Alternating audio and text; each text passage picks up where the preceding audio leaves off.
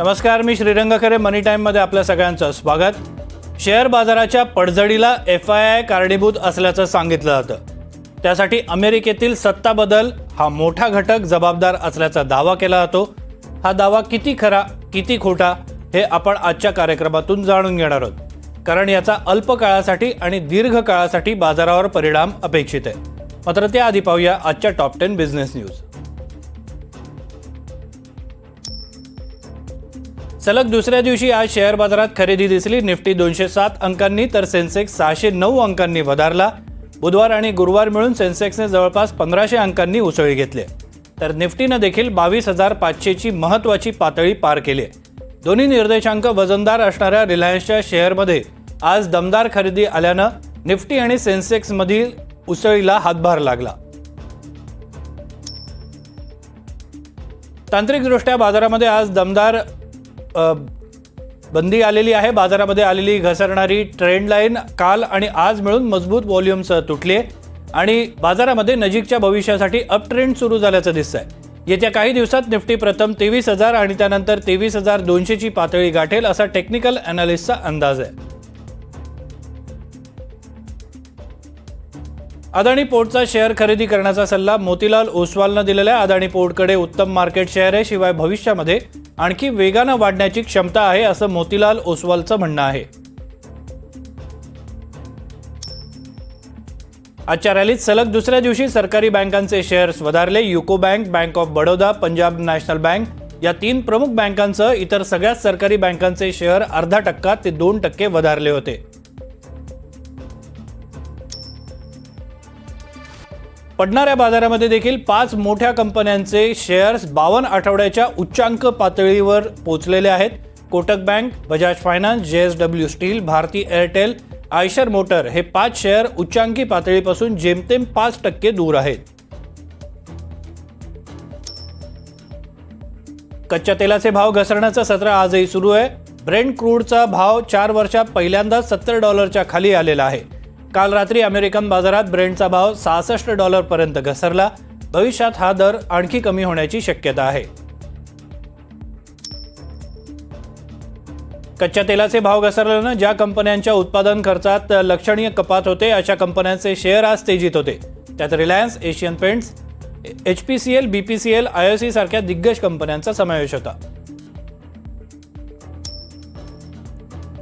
LDFC mutual fund आणि Nippon life India AMC या दोन्ही महत्त्वाच्या म्युच्युअल फंड कंपन्यांचं टार्गेट प्राइस HSBC ग्लोबल या आंतरराष्ट्रीय ब्रोकरेज फर्मनं कमी केलेलं आहे. गेल्या काही दिवसात या दोन्ही कंपन्यांच्या SIPची संख्या घटली आहे. त्याचा थेट परिणाम नफ्यावर होईल, त्यामुळे नफ्याचं लक्ष्य कमी करण्यात आल्याचं HSBCनं म्हटलेलं आहे. L&T टेक्नॉलॉजीचा शेअर खरेदी करण्याचा सल्ला IDBI कॅपिटल या ब्रोकिंग फर्मनं दिलेला आहे. सध्याच्या किमतीत शेअर विकत घेतला तर पुढील 6 ते 10 महिन्यात कमीत कमी 15% नफा मिळेल असा अंदाज IDBI कॅपिटलनं वर्तवलेला आहे. आणि मुंबईतील BKCमध्ये ॲपलच्या शोरूमच्या शेजारीच टेस्लाचं शोरूम उघडलं जाणार आहे. ॲपल आणि टेस्ला हे अमेरिकेत एकमेकांचे कट्टर प्रतिस्पर्धी आहेत. विशेषतः स्वयंचलित कारच्या निर्मितीमध्ये दोन्ही कंपन्यांमध्ये तीव्र स्पर्धा आहे. अशा वेळी दोन्ही कंपन्यांना BKCत एकमेकांच्या शेजारीच दुकानं थाटावी लागणार आहेत. त्यामुळे अनेकांच्या भुवया उंचावलेल्या आहेत.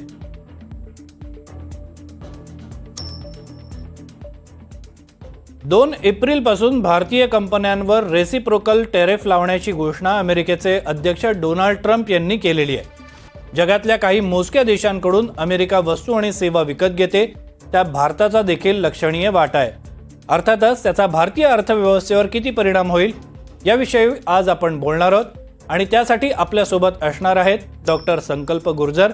डॉक्टर गुर्जर आंतरराष्ट्रीय संबंधांचे अभ्यासक आहेत. ते सध्या पुण्यातील Gokhale institute of politics and इकॉनॉमिक्सच्या जिओपॉलिटिकल अँड इंटरनॅशनल डिपार्टमेंटमध्ये असिस्टंट प्रोफेसर म्हणून कार्यरत. गुर्जर सर, तुमचं स्वागत आहे. सगळ्यात पहिला प्रश्न जो सगळ्यांच्या मनामध्ये आहे, रेसिप्रोकल टॅरिफ हा शब्द अनेकांच्या चर्चेमध्ये आपल्याला ऐकायला मिळतो. हा टॅरिफ खरोखर भारतासाठी चिंतेची बाब आहे का? आणि रेसिप्रोकल टॅरिफ म्हणजे नेमकं आहे तरी काय? हे बघा, रेसिप्रोकल टॅरिफ असं डोनाल्ड ट्रम्प यांनी काल हा शब्दप्रयोग खूप जास्त वेळा वापरला. काल ते स्टेट ऑफ द युनियन नावाच्या त्यांच्या ऍड्रेसमध्ये बोलत होते आणि त्यावेळेला हा शब्दप्रयोग केला गेला. साधी गोष्ट अशी आहे त्याच्या मागची की एखाद्या देशाकडनं समजा अमेरिका आपण म्हणूया कार मागवते आणि त्या देशाला ती कार विकते सुद्धा वेगळ्या प्रकारची. जर का त्या देशाने तुमच्याकडे येणाऱ्या कारवरती टॅक्सेस लावले, इम्पोर्ट टॅक्सेस ज्याला म्हणतो आपण, तर अमेरिका तशाच प्रकारचे टॅक्सेस तुमच्या एक्सपोर्ट्स वरती लावणार आहे. इतका सिंपल त्याचा अर्थ आहे. त्याला काही फार असं मला वाटतं टेक्निकल कॉन्सेप्ट म्हणून असं करायची गरज नाही. रेसिप्रॉसिटी हा कुठल्याही इंटरनॅशनल पॉलिटिक्स मध्ये महत्वाचा भाग असतो आणि डोनाल्ड ट्रम्प यांनी तो व्यापारात यावेळेला लावायचा ठरवलेला आहे आणि त्याच्यामुळे त्याची सगळी चर्चा सुरू झालेली आहे. बरं, डॉक्टर गुर्जर यांनी जो उल्लेख केला तो ट्रम्प यांनी हा शब्द किती वेळा वापरला आणि ते नेमकं काय म्हणाले ते आधी आपण ऐकूया आणि मग पुढची चर्चा सुरू करूया. Countries have used tariffs against us for decades, and now it's our turn to start using them against those other countries. On average, the European Union, China, Brazil, India, Mexico, and Canada, have you heard of them? And countless other nations charge us tremendously higher tariffs than we charge them. It's very unfair. India charges us auto tariffs higher than 100%. China's average tariff on our products is twice what we charge them. And South Korea's average tariff is 4 times higher. Think of that, 4 times higher. And we give so much help militarily and in so many other ways to South Korea. But that's what happens. This is happening by friend and foe. This system is not fair to the United States and never was. And so on April 2nd, I wanted to make it April 1st, but I didn't want to be accused of April Fool's Day. That's not, just one day cost us a lot of money. But we're going to do it in April. I'm a very superstitious person. April 2nd, reciprocal tariffs kick in. And whatever they tariff us, other countries, we will tariff them. That's reciprocal, back and forth. तर आपण ऐकलं की April फूल बनवणार नाहीये असं Trump यांनी सांगितलेलं आहे. पुन्हा एकदा डॉक्टर गुर्जर यांच्याकडे जाऊया. जे ट्रम्प म्हणतायत त्या पार्श्वभूमीवर भारत आणि अमेरिका यांच्यातली सध्याची व्यापाराची स्थिती नेमकी काय आहे? भारत आणि अमेरिका यांचा मागच्या वर्षीचा जर आपण आकडा काढला तर $130 बिलियन टोटल ट्रेड होता. गुड्स मधला ट्रेड, सर्व्हिसेस मधला ट्रेड अजून थोडा जास्त आहे. $130 बिलियन पैकी अमेरिकेची भारताला होणारी निर्यात ही साधारणतः $42 बिलियन आहे आणि भारताची होणारी निर्यात ही उरलेल्या $88 बिलियन.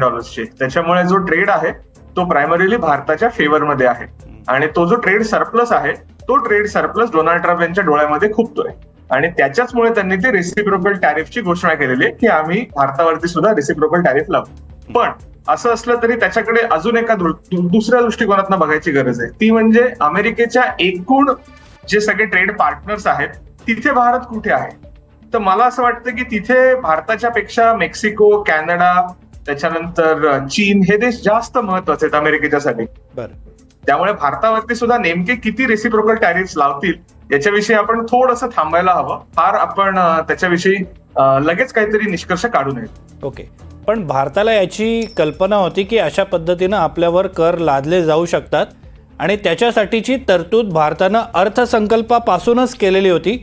मोदी यांचा अमेरिका दौरा हा त्याच प्रयत्नांचा दुसरा भाग होता असं म्हणायचं का? एका अर्थाने बघायला गेलं तर हो. पहिल्यांदा अर्थसंकल्पामध्ये आपण अमेरिकन व्हिस्कीज असतील, आपण अमेरिकेतल्या कार्स असतील याच्यावरचे जे टॅरिफ्स होते ते कमी केलेले होते. परंतु ट्रम्प यांचं म्हणणं आहे की अजून सुद्धा ते जास्तच आहेत. त्यामुळे ते याच्याहून अजून खाली जायची गरज आहे असं ट्रम्प यांना वाटतंय. पंतप्रधानांच्या दौऱ्यामध्ये सुद्धा या संदर्भात थोडीफार चर्चा मला असं वाटतं नक्की झालेली आहे. परंतु त्याच्यात गंमत कशी आहे की डोनाल्ड ट्रम्प हे आज काहीतरी एक बोलतायत, उद्या काहीतरी दुसरं बोलतायत. त्याच्यामुळे जोपर्यंत ते नेमकं आपल्या समोर पॉलिसी स्टेटमेंट, पॉलिसी डॉक्युमेंट येत नाही की अमेरिका हे असं असं करणार आहे, तोपर्यंत आपण त्याच्याविषयी पुरेसे ठाम निष्कर्ष काढू नाही शकत. आपण त्याचे परिणाम आपल्यावरती कमीत कमी व्हावेत यासाठीची थोडीशी तयारी आपल्या बाजूने करू शकतो. ती तयारी करण्याचा प्रयत्न केला गेलाय. अगदी आता आपण बोलतोय तर मला असं वाटतं की आपले ट्रेड मिनिस्टर पियुष गोयल अमेरिकेमध्ये आहेत. ते सुद्धा आता याचीच चर्चा करणार असतील तिथे की अमेरिकेचे जे टॅरिफ्स ते लावणार आहेत ते भारतावरती कमीत कमी कसे लागावेत. बरं, आपले निर्देशांक हे संवेदनशील निर्देशांक आहेत आणि अशा ज्या घटना घडतात त्याचा थेट परिणाम आपल्या निर्देशांकांवर होताना दिसतोय. गेल्या काही महिन्यात सातत्यानं जी आपण पडझड बघतोय त्या अनुषंगानं एक प्रश्न या ठिकाणी तुम्हाला विचारावासा वाटतो की 2 सेक्टर आहेत ज्याला सगळ्यात जास्त झळ बसण्याची शक्यता आहे. एक म्हणजे सॉफ्टवेअर क्षेत्र आहे आणि दुसरं म्हणजे फार्मा सेक्टर आहे. या 2 सेक्टरच्या दृष्टीनं जर विचार केला तर वाईट परिस्थितीमध्ये म्हणजे जर ट्रम्प यांनी आपलं म्हणणं खरं केलं तर या 2 क्षेत्रांवर त्याचा नेमका काय परिणाम होईल? फार्मा सेक्टरच्या बाबत मला असं वाटतं की परिणाम होऊ शकतो, कारण फार्मामध्ये आपली अमेरिकेला होणारी जी निर्यात आहे ती खूप जास्त आहे. त्यामुळे जर का तिकडे त्यांनी टॅरिफ्स लावले तर फार्मा सेक्टरच्या निर्यातीवर परिणाम नक्की होऊ शकतो.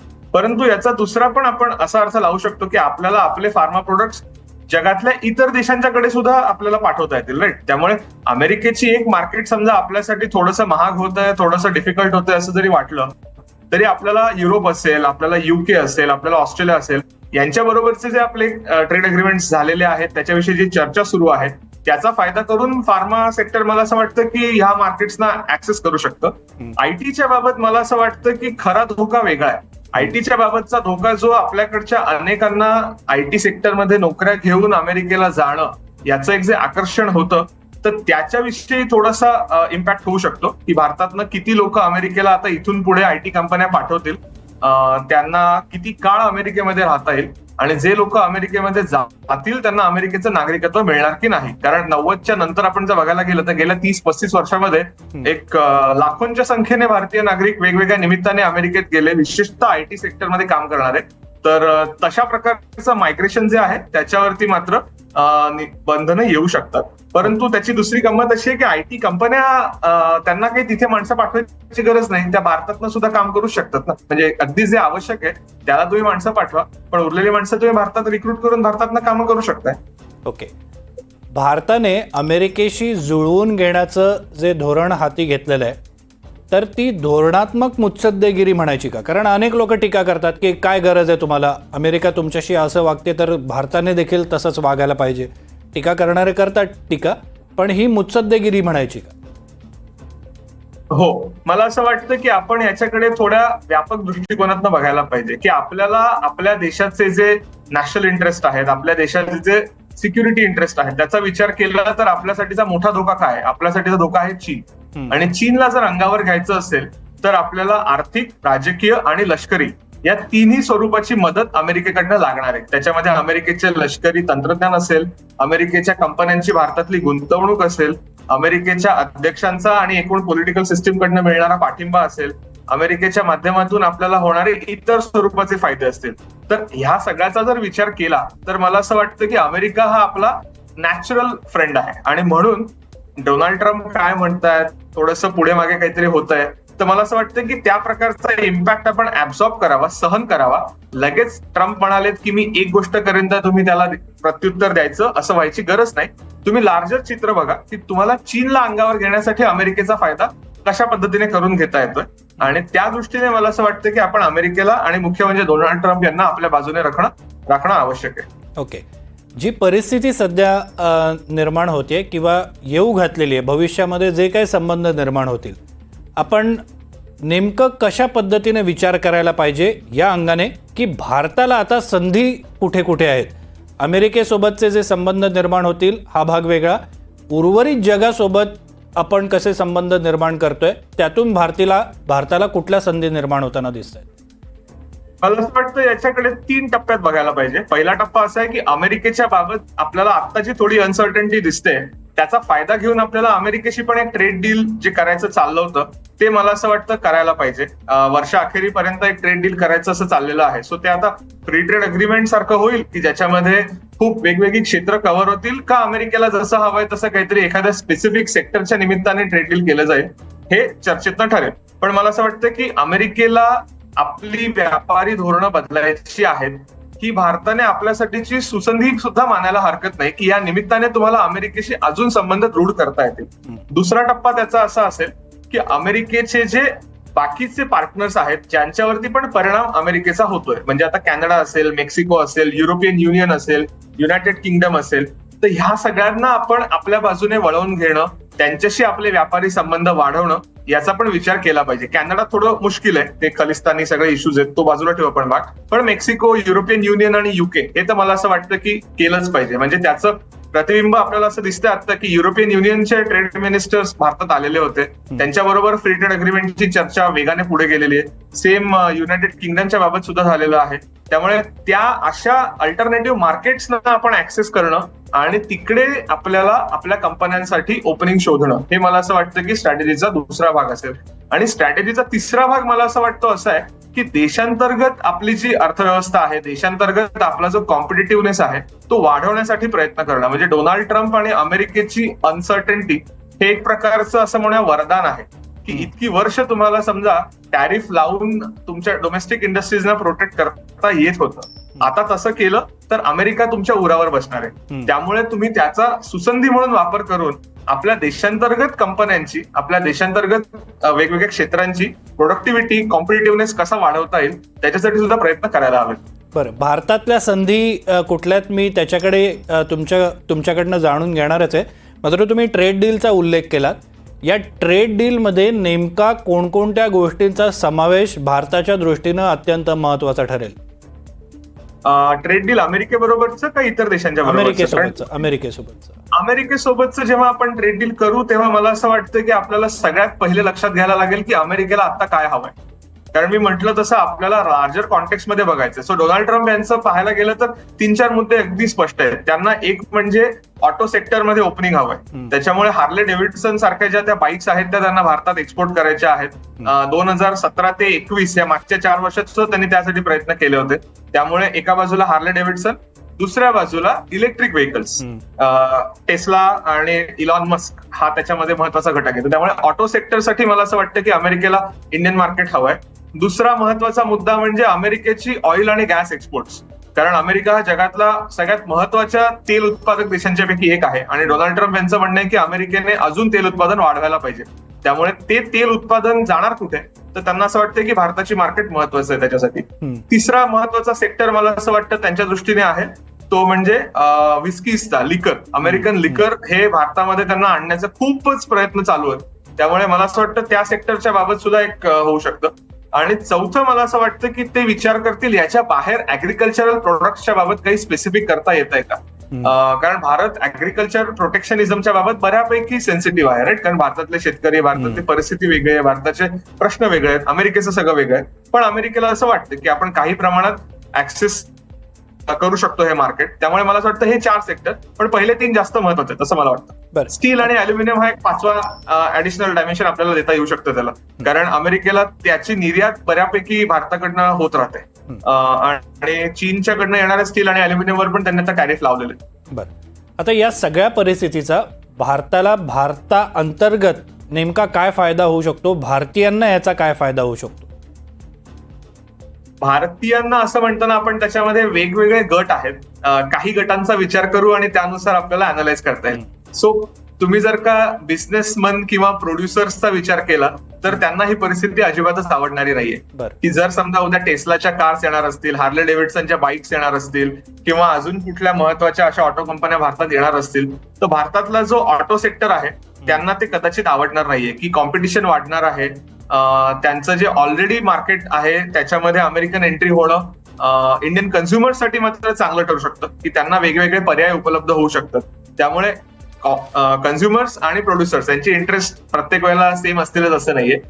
शेतीच्या बाबत ते जास्त प्रकर्षाने जाणू शकतं आपल्याला की अमेरिकेकडनं जर का शेती उत्पादनांची निर्यात व्हायला लागली तर भारतातल्या शेती उत्पादकांवर त्याचा परिणाम होऊ शकतो. त्यामुळे मला असं वाटतं की भारतावर परिणाम असं म्हणताना वेगवेगळ्या सेक्टरवरती काय काय परिणाम स्पेसिफिक होणार आहेत याचा विचार करायला लागेल. ऑटो सेक्टर आपल्याला दिसते स्टील आणि अल्युमिनियमच्या बाबत सुद्धा होऊ शकतं की जर का त्यांनी तिथे टॅरिफ लावले तर ती निर्यात थांबू शकते, कमी होऊ शकते आणि त्यामुळे तेथे स्पेसिफिक सेक्टर्स अफेक्ट होणं आणि त्यामुळे त्या सेक्टरशी जोडलेले इतर घटक अफेक्ट होणं हा पण एक मुद्दा आपल्याला लक्षात घ्यावा लागतो.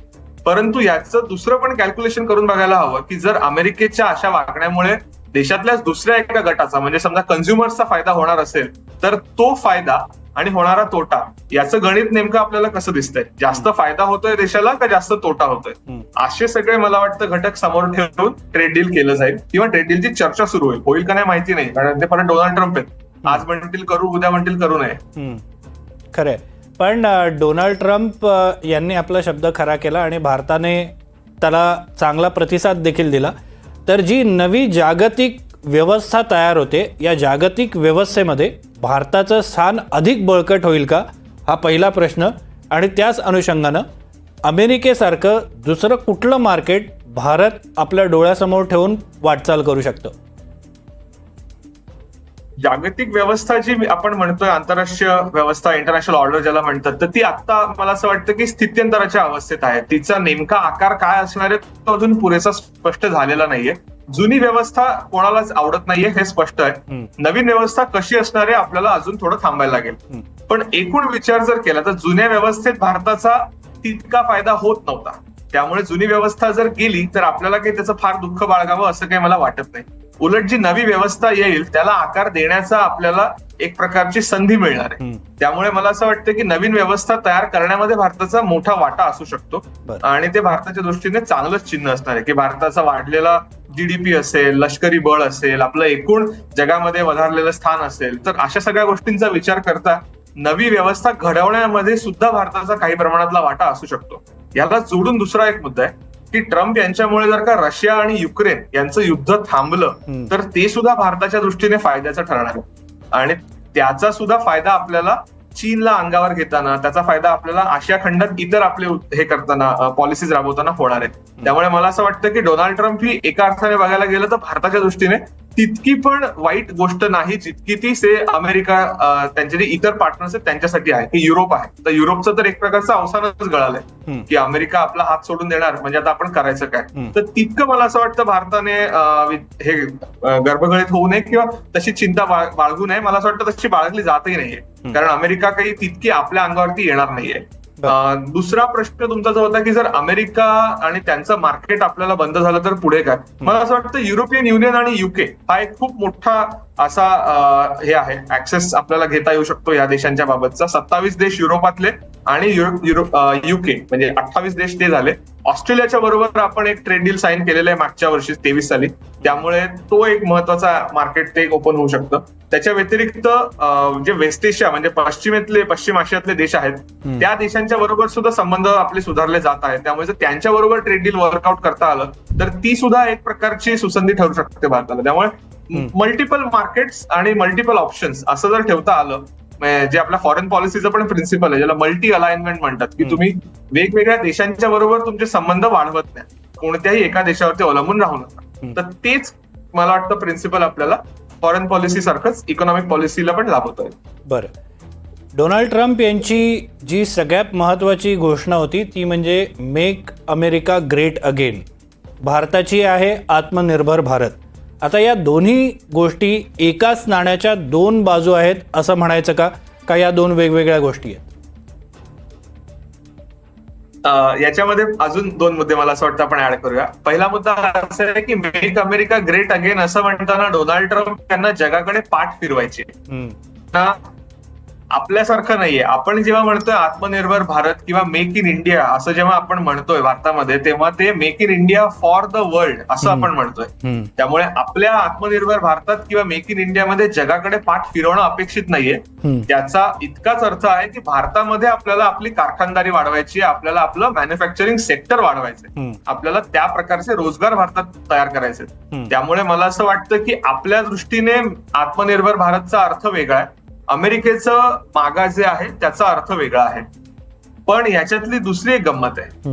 एक प्रकारे पंतप्रधान जेव्हा गेले होते अमेरिकेमध्ये तेव्हा त्यांनी या दोन्ही गोष्टी जोडल्या, right, make America great again आणि मेक इंडिया ग्रेट अगेन असं म्हणून त्यांनी मेगा असा एक नवा शब्दप्रयोग तयार केला. आणि मला असं वाटतं की ती स्ट्रॅटेजिकली बघायला गेलं तर स्मार्ट मूव्ह होती, कारण तुम्हाला चीन आणि पाकिस्तान हे दोन समोर जर ठेवले तर त्याच्यासाठी अमेरिका लागतंय तुम्हाला, आणि त्यामुळे अमेरिकेला तुम्ही तुमच्या बाजूने ठेवण्यासाठी जे जे करणं अपेक्षित आहे ते केलं जात आहे. आणि तिथे मेक इन इंडियावरती भर दिलाच जाणार नाही, किंवा समजा द्यायचं असेल तरी त्याला वेगळ्या पद्धतीने आपण ट्विस्ट करू शकतो की अमेरिकन कंपन्यांना आपण म्हणू की तुम्ही भारतात गुंतवणूक करा ना, आम्ही कुठे नाही म्हणतो तुम्हाला, जितकं तुम्हाला वाटतंय भारतातनं काय काय हवंय आम्ही तुम्हाला प्रोत्साहनच देऊ. बरोबर. आणि समजा त्यातले काही उद्योजक टेस्ला सारखे असतील की जे डोनाल्ड ट्रम्प यांचे जवळचे आहेत, तर तिकडे मला नाही वाटत की डोनाल्ड ट्रम्प फार त्याला आक्षेप घेते की तुम्ही भारतात का गुंतवणूक करताय म्हणून. बरोबर. धन्यवाद संकल्प गुरुजर, तुम्ही दिलेल्या या संपूर्ण माहितीबद्दल. आपण जाणून घेण्याचा प्रयत्न करतोय की या जागतिक परिस्थितीमध्ये बुद्धिबळाचा एक पट मांडला गेलेला आहे. युद्धजन्य परिस्थिती एका बाजूला आहे, दुसरीकडे भारत, अमेरिका यासारखे देश एकमेकासमोर उभे टाकलेले आहेत. आता या दोघांमध्ये कोण कोणाची प्यादी मारताय आणि बाकीचे देश नेमकी काय भूमिका घेत आहेत याच्यावर खूप साऱ्या गोष्टी अवलंबून असतात. आणि अमेरिकेसोबतचे जे संबंध आहेत त्याचा थेट परिणाम आपल्या शेअर बाजारावर देखील होताना आपल्याला बघायला मिळत असतो. त्यामुळे ही चर्चा होणं आणि खरी परिस्थिती काय आहे ते समजून घेणं हे सगळ्यांसाठीच खूप गरजेचं होतं. या कार्यक्रमात इथेच थांबूया. तुम्ही पाहत राहा NDTV मराठी.